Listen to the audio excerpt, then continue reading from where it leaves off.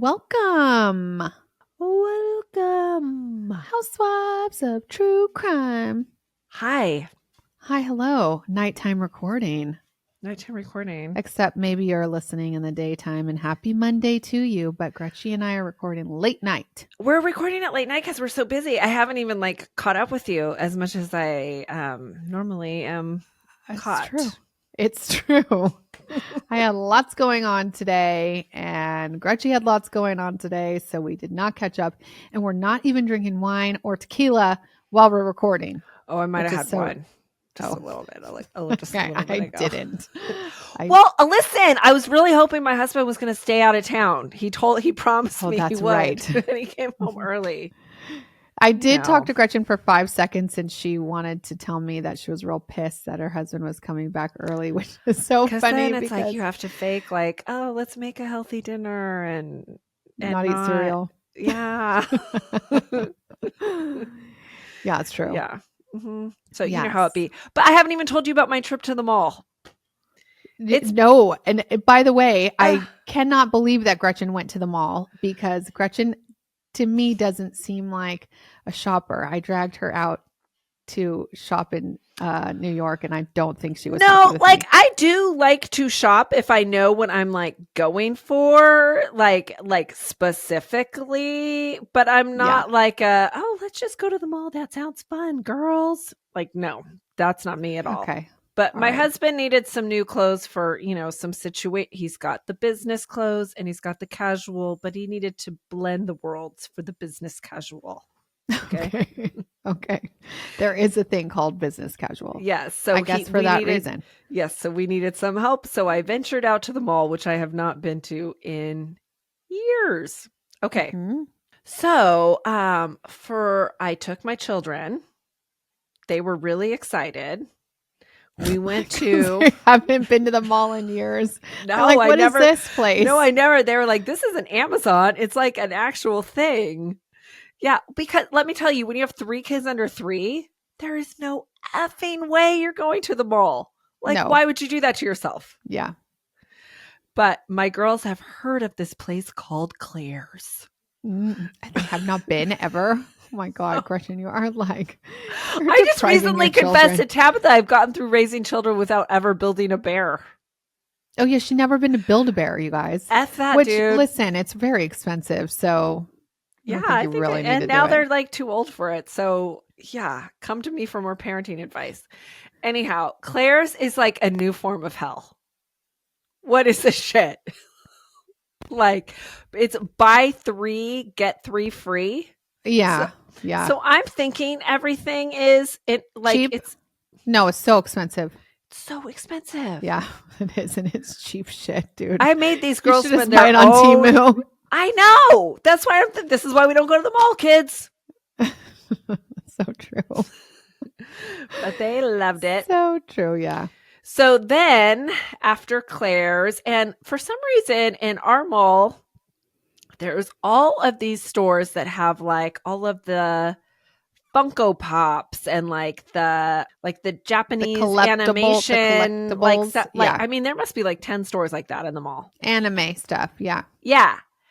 So the kids were kind of into that or whatever, and I was like, okay, yeah, I know you guys are into that. That's cool. But then I saw a Spencer's. And I was like, oh, but this is going to be cooler. So I'm thinking we're going to go in there. You guys are going to be impressed. We're going to see some rainbow bright shirt, garbage pail kids, take me back, right? Not impressed. No. Okay. Spencer's is not like Hot Topic, okay? It is a situation. What is it? First of all, we started walking through, and I think I saw drug paraphernalia. Oh. That's what they'd be selling. I didn't lock eyes on it because my eyes were blinded by the wall of dildos. Oh, shitballs. No way. In the mall. Yeah, in the mall. In the Spencer's. I took my kids to a sex shop. That's what I'm telling you. Spencer's. Wall of dildos. No way. Mm-hmm. So real quick. I guess they changed their tune. I don't know. I mean, have I just not been to Spencer's in so long? Has it always been like this? I don't think so. Am I I've never confused? seen I that don't know. before. I'm not a big mall girl. Anywho, I turned it around like right quick. Fast. Yes. Yes. Wow. And Okay. I told the girls, there might have been some things that were inappropriate in there. So we had to reroute. Get the heck out. My daughter is like, I know what you're talking about, Mom. I saw a big, and I'm like, I'm thinking she's going to say dildo. She's like, doll. I'm all, uh-huh. She's like, yeah, it was like a creepy Chucky doll. I'm like, yep, that's it. I didn't want you to see that. Is why we left. It's just too honey. scary for your fragile little mind. Also, this whole time I thought my husband and my son were like left alone. I thought like, oh, they're probably like dying. They're so bored. I'm never going to hear the end of this. You know what they did? They sat in the damn massage chairs. Oh, they were those loving massage it. chairs that probably have not seen a Clorox wipe since like 2020. Gosh, I always think that. Like, why would you sit in that? No one wipes those down. But they did, and now they are obsessed. Now they're going back to the mall. I think your mall is in the now future. My husband wants a massage chair. Oh, I know. I know. Yeah, actually, I think he texted you about it. You didn't get back to him. He's like, she didn't get back to me. I'm like, welcome to the club, boo. Welcome to the club. I'm the worst texter, you guys. So I'm like, don't if take you it know personal. me and have my phone number, I'm going to apologize right now because I do not text back. She has squirrel brain. Yeah. Sorry. It's okay. It's okay. Okay, let's get into our case today. Oh, let's do that. We have one. Okay, today's episode, Gretchy Poo, is brought to us by one of our friends, Lindsay McShay. Lindsay in Texas, Lindsay. Oh, what's with up, Mama girl? Mary from Mississippi. Yeah, from my Crooked Letter. Oh, okay. And I feel like she's given us more than one. She has, and you probably just didn't know her last name, but that's it. Well, no, I did. Usually friends are only good. Usually friends are like a one and done kind of thing. Like they don't usually give them up more than once. So I apologize, Lindsay. I know. That's nice. You came back. Lindsay is an avid listener of ours and an avid listener of true crime in general. And I think she knows what we like. So when she got this one, keep them this coming. One was one of those where I was like, yeah, I got to do this case. And I had never heard of it before. Okay, perfect. It comes out of the capital city of Arizona, which is, do you know? Phoenix, right? This was, yes. Phoenix, Arizona. It's the 5th largest city in the entire United States, which actually is surprising to me. It is a little surprising to me. Yeah. And me and you, I think, both love the Phoenix area. It has like Scottsdale and Chandler and Mesa. We're kind of like a big fan of Arizona in general. So we like it hot. We like it hot. And so do the snowbirds. They kind of gravitate towards Arizona in the wintertime because it has lovely weather. But it does get really hot, like 103 degrees on average, 110, even 120. I think it is actually the hottest place on earth some days. Okay. But I like it hot. So what can I say? My friends were, I got to tell you, today at what? pickup, my friends and I were talking about like a girls trip or whatever. And I was like, oh, blah, blah, blah, blah, blah, Palm Springs. And I was like, yeah, I don't go there anymore. And I definitely don't go there with you, bitches, because you guys don't like it hot. They don't like it hot? No, they won't go with me in the summer to the desert. No, come on. So I was like, so I used to go there, but I mourned it. I said goodbye when Tab moved to Texas. You stay in the pool all day long. It's really fun. I tried, Tab. They don't get it. They don't get it. Damn. Okay, so listen, Phoenix is a relatively, I wouldn't say it's inexpensive, but it's doable to live there. However, if you go into the like outskirts to Scottsdale and Chandler, it gets a little pricey, like over $1 million for a house. Oh yeah. Oh, yeah. Yeah. Scottsdale's And very expensive. you can get in like the millions Yeah. over there. Well, I'm going to take you back to 2006. Actually, on Christmas Day, Don Waller called his son Ryan after Ryan and his girlfriend Heather Quan failed to show up for Christmas dinner at his parents' house. Ryan didn't answer Don's calls. The call went straight to voicemail. So Don tried to call again after. Okay, so actually, Don called like before dinner, and then Don called again after dinner because he's like, "What the heck, Ryan? Like, it's Christmas dinner at your parents' house. Like, this is not like you, right?" Yeah. And it just kept going to voicemail. So since he didn't get his son on the phone after Christmas dinner was done, Don and his wife decided to get in the car and drive over to Ryan and Heather's house to check on them. He got there around 7:50 in the evening. The house was quiet, the garage door was closed, and no one came to the door when Don knocked. Worried about his son, he called 911 and explained that Ryan and Heather were supposed to come over for Christmas dinner and they were just like no-shows, and it wasn't like Ryan to not call if he was even going to be late, much less like not show up. So Don requested a welfare check from the Phoenix police. Ryan and Heather didn't live in the house alone. They actually had a roommate, Alicia, who hadn't responded to like the knocking on the door either. It was impossible to tell if anybody was home, and they couldn't also see into the garage. You know, some garages have like windows, but this one didn't have any way to see if there was like the car in the garage. So as they waited for the police, Don and his wife decided to go grab some coffee and just wait for the police to respond. Well, it took the police 3.5 hours to call Don back. Finally, reaching out to the Wallers at about 11:30 at night. Did she call the non-emergency line, or are we talking about the 911? No, the 911. But he was like, "Hey, you have a nightmare about that." I know, right? But they answered. My nightmare is, if you listen to Patreon, it's like if 911 doesn't actually answer your calls. But they answered. They just didn't think it was an emergency. So they were like, "Yeah, buddy, you know, we'll show up whenever we can show up." 3.5 hours later.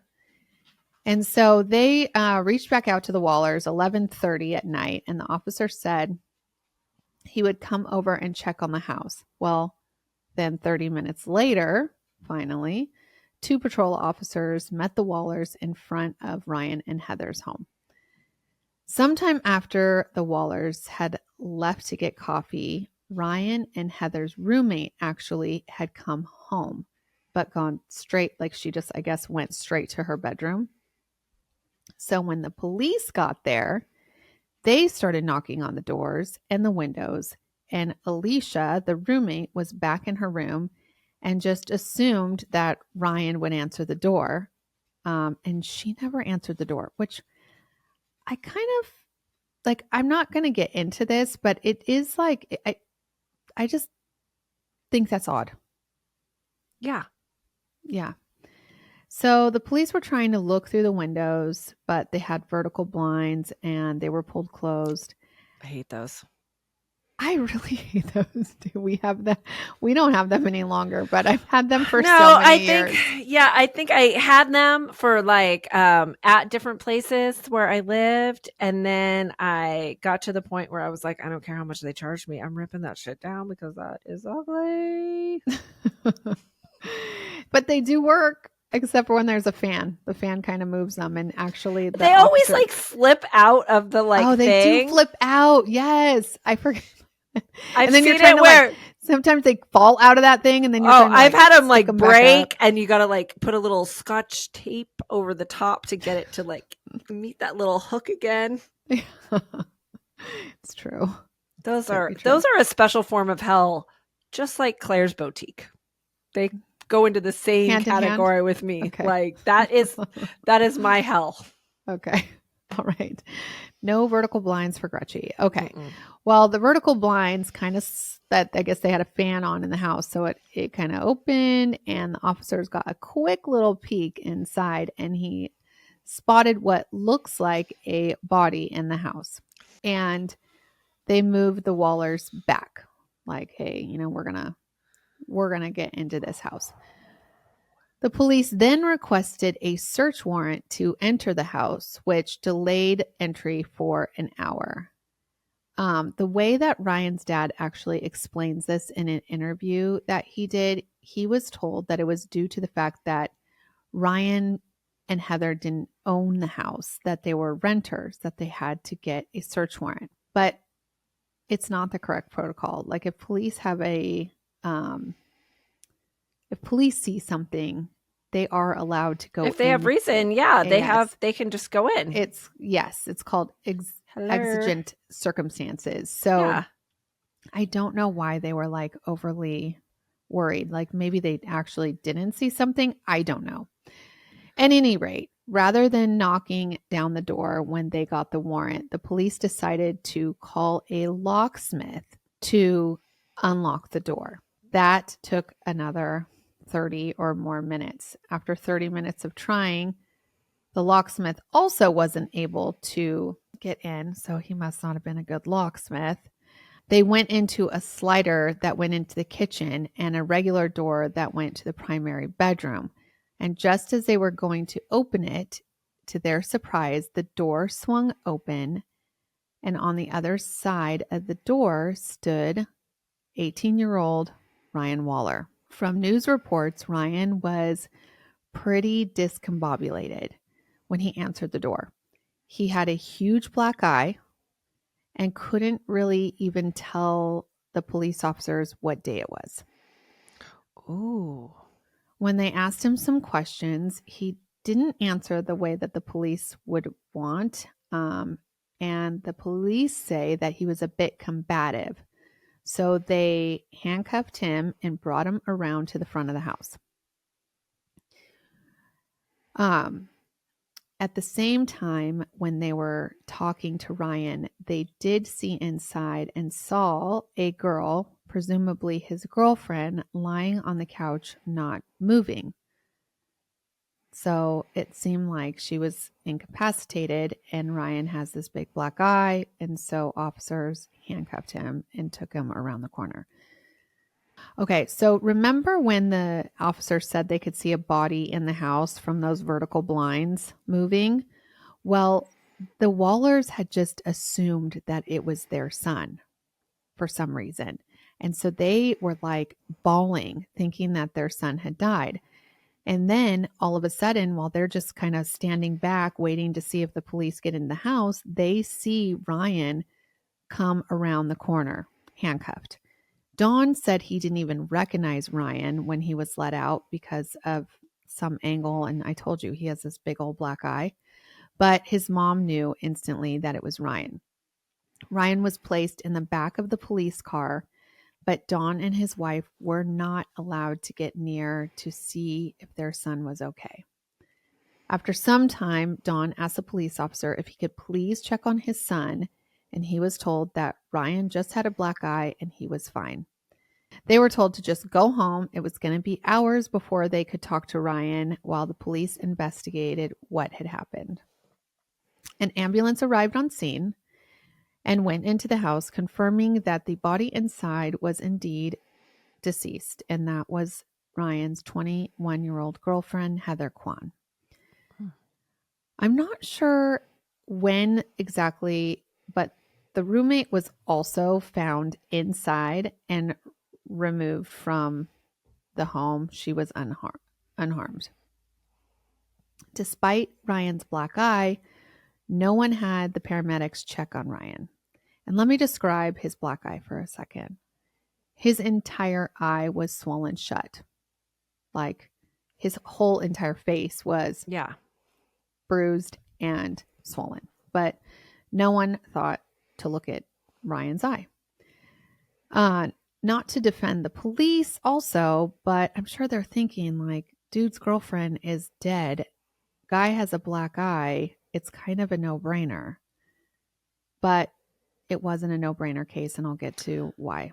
Yeah, it's not a no-brainer to me because I would think that somebody hit him. He's out of it. He doesn't even like know. They've been trying to get in there. He hasn't been answering or heard all this. Like he was unconscious and she's unconscious too. I would think it was somebody else. Well, you might be right, Gretchen. So Ryan stayed handcuffed in the backseat of the patrol car from about 1 a.m. until 5 a.m. when the detectives at the scene, his name was Paul Dalton, told the patrol officer to take Ryan to the station to be questioned.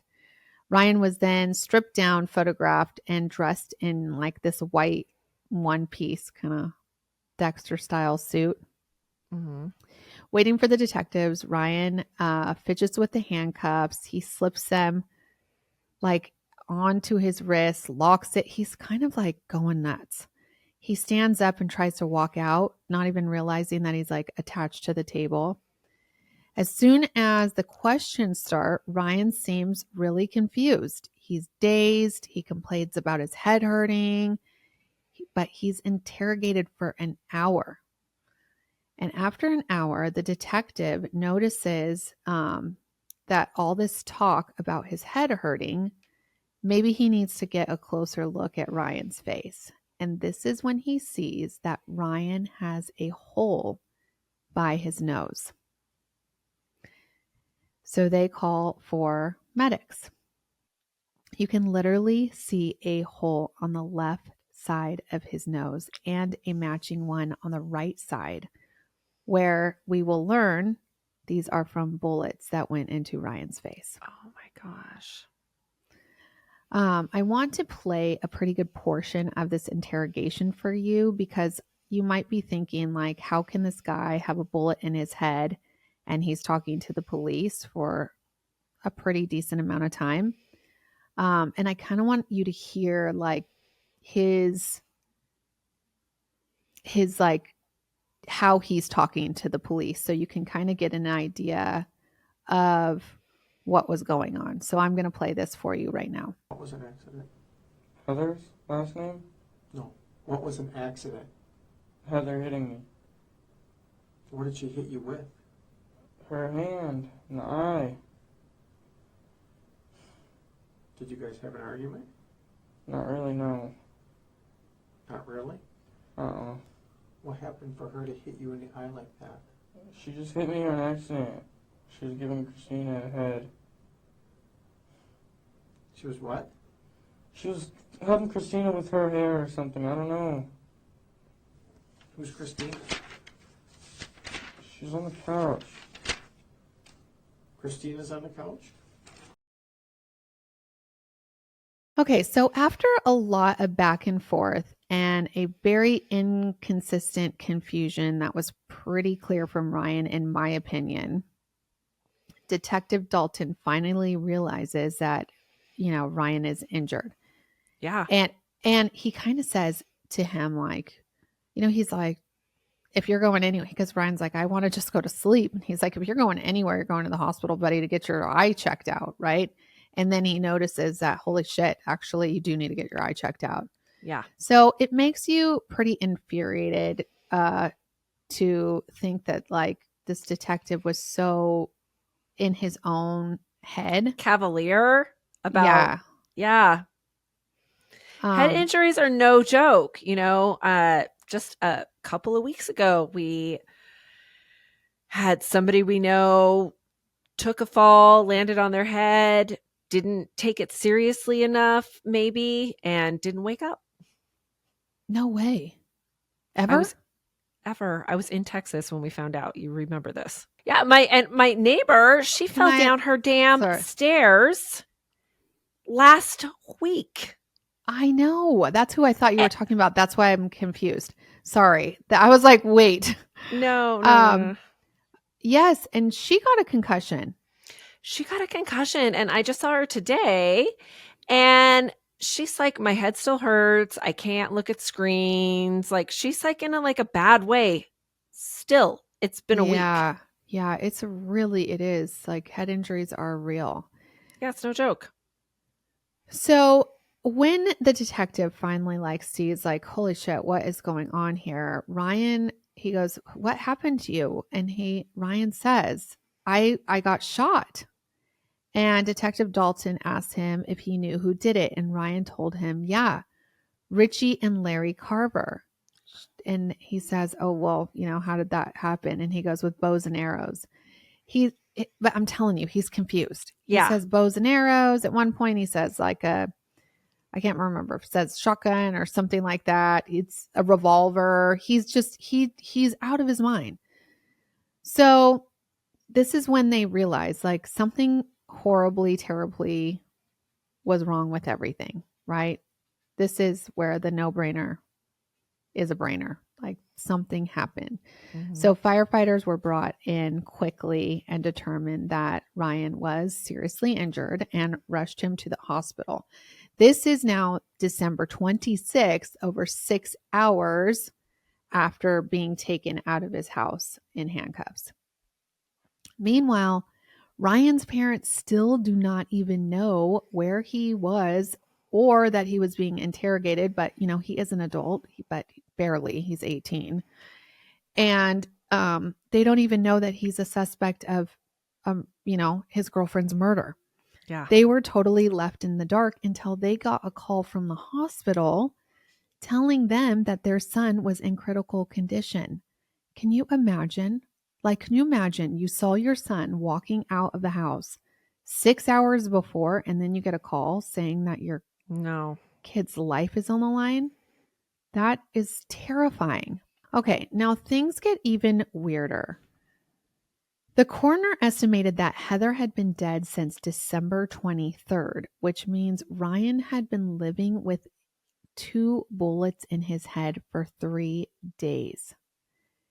At the hospital, doctors determined that he had been shot in the face twice. They also realized that because of his wounds that were old, they had an infection that set in. So Ryan was unable to go into emergency surgery until they got the infection to clear. According to a post on his dad's Facebook page, Ryan had the following injuries. He had a closed head injury, skull fracture, a left orbital fracture, better known as a blown eye socket, which also sent pieces of his skull into his brain. He had a cerebral contusion, a broken jaw, and a subdural hematoma. Ryan's dad, Don, asked the surgeon how his jaw got broken and if he was shot, how did my son's jaw get broken if he was shot in the eye and through the nose? The doctors didn't have an answer to this, but in an interview, Don relayed that the police had slammed Ryan to the ground when they first entered the house because he wasn't complying. And remember, I told you they said he was combative. And so he believes that the pressure that they put on Ryan's jaw broke his jaw. I don't know if this is true. I know Don has some serious problems with how the police handled this, and I don't blame him one bit. Yeah. But I don't know if that's true. It could be true. It could be that this guy actually did pistol whip him and broke his jaw and then shot him. I don't know. Yeah, obviously he can't remember. No, he doesn't remember. Yeah. Okay, 2 days after being admitted to the hospital, Ryan finally had surgery, taking all the bullet fragments out of his sinus cavity. They also had to take his left eye out, and part of his brain was removed to remove the damage that the bullet had caused, which is extremely devastating because this made Ryan blind. 2 eyes were removed. And cognitive impairment. So it's extremely, I think, devastating to Ryan, but also to his parents. This 18-year-old child his life has changed. Yeah. Now let's get to who these people that Ryan named, which thank the Lord that came to him, right? I can because he didn't even know his girlfriend's name, by the way. He couldn't even name his girlfriend at the time. but for some reason he was able to get out Richie and Larry Carver. Well, Richie and Larry Carver, father and son duo. Cops located Richie right away. They brought him to the station, and shortly after Richie was arrested, his mama Cheryl did the right thing and called the Phoenix Police Department. I think the Laundries could learn a thing or two from Cheryl. Well, Cheryl had some information to tell the police about what happened to Ryan and Heather. According to the court documents, Cheryl stated that Richie and his father, Larry, left the house around 8 or 9 o'clock at night on December 23rd to go to Ryan's house. There have been conflicting stories about how Richie and Ryan knew each other. In his interview, This Is Monsters, Don Waller emphatically denied that Richie and Ryan ever knew each other. It was wildly reported that they were roommates, but Dawn says they were actually never roommates. They both lived in that house, but that house kind of had a revolving door of roommates. And so Richie lived there at one point. Then Ryan moved in after. Another roommate had lived there. Then Heather and Alicia moved in. So they're 18 years old. I can see. Yeah. I think both of you and I lived in houses like that. Yeah, where totally. people were coming and going. And so if Ryan knew who Richie was, it seemed like he knew him at least enough to know his name and his last name. But I don't think they were friends. Cheryl told the police that Larry and Richie had gone to the house to check on some property that Ryan left behind, and they came back and talked about pistol whipping incident. Dawn wasn't sure about what she was talking about, but thought that the first roommate and Richie had some sort of beef and that Richie gone over to confront the roommate. But Ryan is the one that answered the door. And that's why they shot Ryan. That's what Dawn's thing says. That's what Dawn says. I think something like that did happen.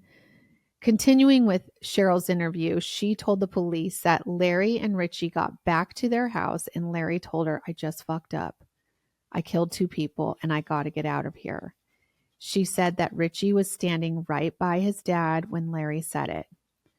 Cheryl then said that Larry told her to get the .22 ammunition from a drawer and get rid of it, and then he left for California. Well, Larry was found and arrested on February 19th, 2007. When Larry Carver was being taken into custody, he tried to run, and he got bit by a canine, and his booking photo is actually him in a hospital gown because he needed to go to the hospital for his dog bite. I love which those is canine kind of dogs. You love him? Oh, I love them. I do too. But it infuriates me because they take this mother effer to the hospital and check him out for damn dog bite. Oh, I know. They don't even check for wonder- Ryan. My local police department, you always see the German Shepherds as the canines, and we have a bloodhound. Oh, you do? We do, and it is the cutest damn dog. You love hound dogs. Oh, I love a hound dog. And they, at all the street fairs and functions, the police department brings out the bloodhound. Anywho, I can't imagine that sweet dog biting anybody. Oh, he probably would if he needed to. I don't know. I hope not. So Richie went before the courts first, and after a 10-day trial, he was found guilty for felony murder, burglary, aggravated assault, and misconduct involving weapons. He was sentenced to life in prison without the possibility of parole. Now, Larry's trial went a little differently. Cheryl was called as a witness since she was the one that he confessed to.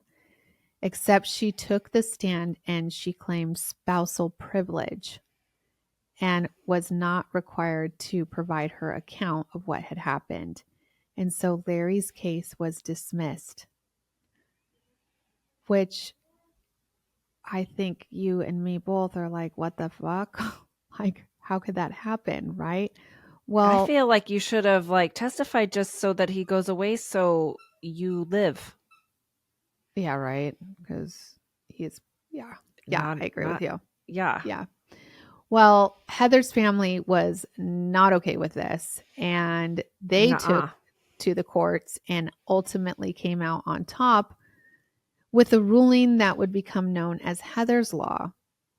It amended the marital privilege statute and allows spouses to testify in trials when their husbands or wife are accused of murder. So then Larry was re-indicted and put on trial in 2012. Okay, I think that's a good law. I mean, I get it. Maybe you don't want to be like, okay, yeah, maybe he did some tax evading Yeah. or something. I shouldn't have to testify about that stuff. But murder? But murder? Honesty is the best policy, people. And I'm surprised that Cheryl did that because she's the one that told on his ass. That's right. So maybe she just didn't like her son, but liked her husband. I don't know. I mean, maybe that's why they came out weird. so bad. Yeah, so something. Issues. Yeah. Well, thankfully, Larry was put on trial, and after 12 days, which, thanks to Heather's Law, included Cheryl testifying for the prosecution, the jury found him guilty on all of counts. His charges included first-degree murder, attempted first-degree murder, burglary, and aggravated assault, and he was sentenced to life in prison without the possibility of parole. And Larry Carver died in prison in 2023. As it came out in trial, the circumstances of the death of Heather Quan and the shooting of Ryan Waller happened according to these court documents on December 23rd, but Don insists that he does not think it happened till Christmas Day. I don't know. I think that since Cheryl said it was the 23rd, why would she had no reason to lie on the dates, but at any rate, Richie and Larry went to the house Ryan shared with Heather, where they were watching a movie together on the couch in the living room. The Carvers went to the back door, and Ryan got up and answered it. Whether he saw a gun or just knew there was trouble, he tried to shut the door on Richie's arm. And that's like when he had a gun and he reached in and shot Ryan once. After Ryan went down, Richie and Larry entered the house and shot Ryan a second time before going into the living room and shooting Heather on the couch and killing her. Ryan, as we know, survived, and the Carvers went through the house and took several things. Some reports say that he stole a gun that Ryan had, but his dad says Ryan didn't have guns. He had one gun that his grandfather gave him, and it was recovered at the crime scene and released back to the Wallers. So he says, no, that's not really what happened. The only thing about the 23rd and the 25th that gets me like questioning things is this damn roommate. Like, did she not come home? I guess it's possible that she was at her family's house or something and then came home just the 25th. I don't know. Something about that just weirds me out. Did nobody have a job? I feel like I did live in those revolving door situations, but I knew what day it was by, what happy hour special there was going on or, what have you. And when I had to be at work. Yeah. So something is weird with that. I don't have answers. I wish I did. It would be nice to talk to her actually. Yeah. Don Waller filed a lawsuit against the Phoenix Police Department, citing that Ryan's injuries could have been lessened if the police didn't delay his care by 6 hours. This case was just weeks away from being heard in the court when the judge dismissed the case entirely. Stop it. Yeah. And Don had to make a decision not to file an appeal because if he lost again, he would be financially responsible for the city's legal costs. And I feel like this is where so many people get caught up. It is so incredibly expensive to sue anyone. And so a lot of times criminals just keep being criminal.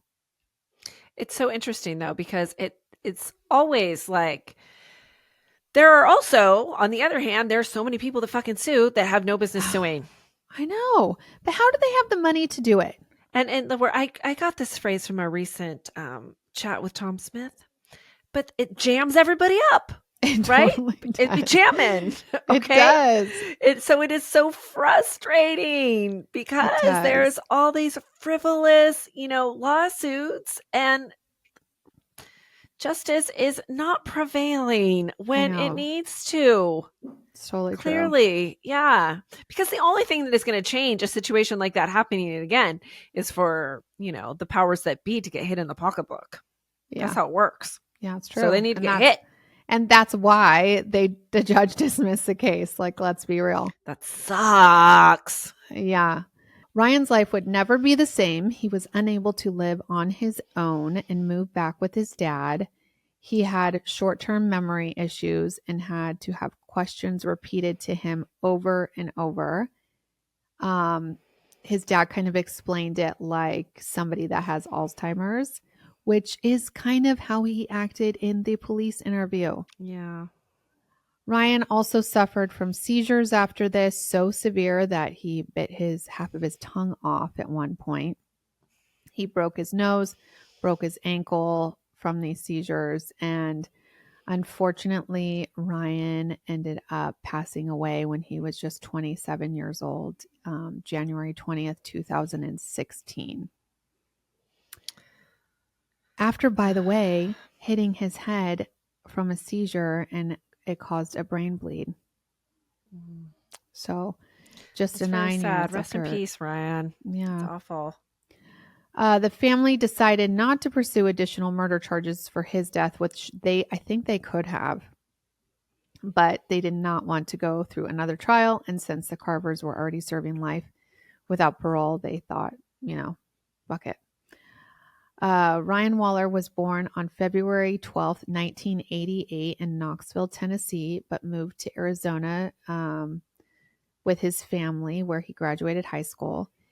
He played guitar and could play songs just after hearing them, like he was amazing. Mm-hmm. He taught himself how to play the guitar at 11, and he was known as a kind-hearted, fun-loving guy. He dreamed of a career in music, and unfortunately, he was shot before he could live out his dreams. Heather Quan was born in Phoenix on April 10th, 1985, and was known for her bright and compassionate nature. She had dreams of becoming a lawyer and had graduated from community college and was attending Arizona State University when she was killed. Oh, that is the story of Ryan Waller and Heather Quan. Rest in peace, Heather and Ryan. Yeah, that's really... I told you it was kind of going to be a drag. I think I told you on Yeah, Patreon, it's kind of a heavy one. I know. But what the takeaway is? I mean, talk to your kids that are just getting out of the house.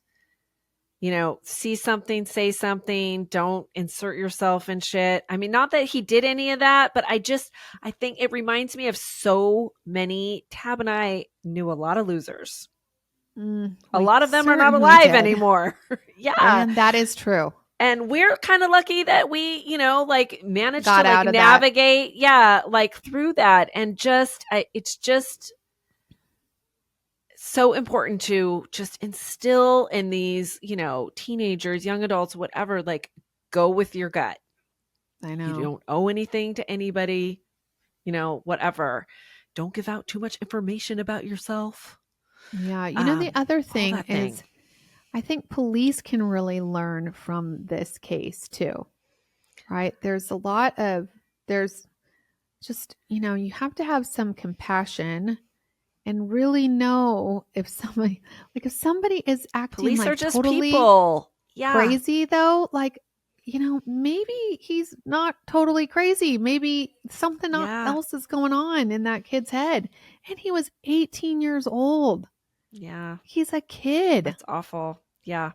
Awful. So it is, I think we all need reminders. Yeah, I think so. And all of you need a reminder. I know you do, to give us a rating or a review if you haven't on Apple. I haven't asked for it in a while, so I'm asking now. Please just go real quick and just give us a 5-star if you love us, and don't give us any stars if you don't love us. Just find another Just podcast. keep on moving. Yeah. Yeah. And also, if you love us, then you can listen to us on Thursdays. We're on the Clink Clink Club on Apple, or the bonus on Spotify, and on patreon.com/Housewives of True Crime. We will give you a episode every single Thursday. Gretchen just did a bonus crime. A Long good one. one. A really long one. It was very long, but it was very good. Yeah. And it's on Natalie Wood. So it is a different one. It's a Okay, different listen. version of everything It that you've is. heard. It is a different version of everything you've heard. You know, it actually might be one of the few. Or if any. I don't even know if there's another one out there that's telling the real deal like I am. I don't think there is. So it's a good time to go get our bonus content right now. It's super easy. If you listen on Apple, just go to the Clink Clink Club and just click it. Also, if you do not follow us, then follow us so you can get us every single week. And if you listen or watch on YouTube, subscribe, please. I want to so just you show can the get us. people that are Yes, watching what? on YouTube Show. just in case. Okay, Yeah. look at this. This is how devoted I am. We do a case if they like, you know, like they sell like a t-shirt or something for like a foundation and, you know, whatever. I always try to like participate. Yeah. Anyways, Natalie's daughter makes this perfume in memory of her mother, her signature scent. Oh, Anyways, and mine, you bought it? Yeah, I bought it. Mine came today. I was so excited.